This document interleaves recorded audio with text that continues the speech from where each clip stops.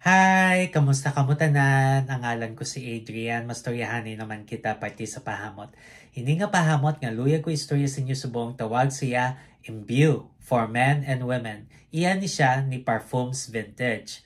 Te, pwede pa lalaki, pwede pa babayi, pwede pa tanan. Kag tani tanan nga pahamot amo na kung tulokon. Kag, o de parfum ni siya butang bilon isa ka baso kalayo ibago ka masimutan. Te, ano ni siya klase nga pahamot. Bali, mainit kag makahang nga tsa. Amo na siya kung simutan. Angay siya sa katamtaman nga panahon.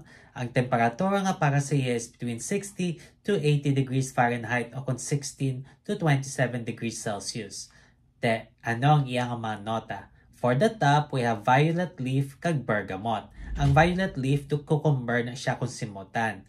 Tapos bergamot, mahamot nga citrus. Kag for the mid, we have black tea, cinnamon, myrrh, kag pimento. Ang black tea, amo na siya ang tsa nga masimutan mo dayon sa sini nga pahamot.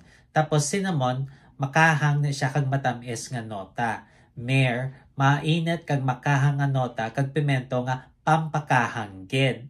Na, kag for the base, we have tobacco leaf, musk, kag olive tree. Ang tobacco leaf, matamis na siya nga do herbal nga nota. Tapos mas kadakop sa hamot para di magtudo-tudo lapta. Tapos olive tree manamit nga kahoy.